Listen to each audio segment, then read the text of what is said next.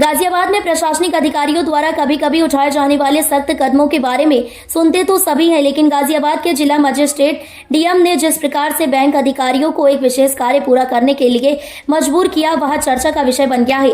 एक अत्यधिक असामान्य और सख्त कदम उठाते हुए डीएम ने बैंक अधिकारियों को एक कमरे में बंद कर दिया और उन्हें अपने कार्य को समय सीमा के भीतर पूरा करने के लिए बाध्य किया। इसके साथ ही रजाई गद्दे भी मंगवाए गए थे ताकि काम में कोई रुकावट न आए। क्या था पूरा मामला? गाजियाबाद के डीएम ने यह कदम उन अधिकारियों के लिए उठाया जो सरकारी कार्यों में ढिलाई कर रहे थे। अधिकारियों के मुताबिक बैंक में लंबे समय से कुछ ऐसे काम अटके हुए थे जो शीघ्र निपटाए जाने चाहिए थे। गाजियाबाद जिले में कुछ महत्वपूर्ण सरकारी योजना और वित्तीय कार्य पेंडिंग थे, जिनकी वजह से लोगों को दिक्कत हो रही थी। कई शिकायतें मिली थी कि सरकारी योजनाओं की राशि, विशेष रूप से सब्सिडी और पेंशन समय पर खातों में नहीं आ रही थी।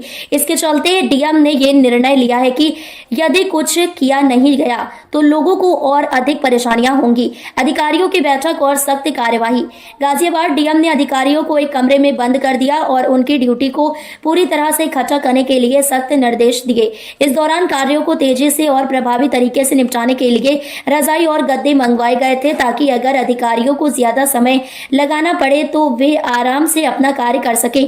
यह कदम विशेष रूप से उन अधिकारियों के लिए था जो अक्सर काम में लापरवाही बरतते थे और जिनकी वजह से कार्यों में देरी हो रही थी। बैंक अधिकारियों की प्रतिक्रिया।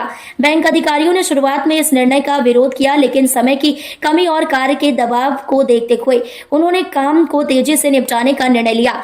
वे यह मानते थे कि यह एक असामान्य कदम था, लेकिन उन्होंने इसे एक संकेत के रूप में लिया कि प्रशासन अब कोई ढिलाई सहन नहीं करेगा। एक अधिकारी ने बताया, हमने कभी नहीं सोचा था कि हमें इस तरह के सख्त कदम का सामना करना पड़ेगा।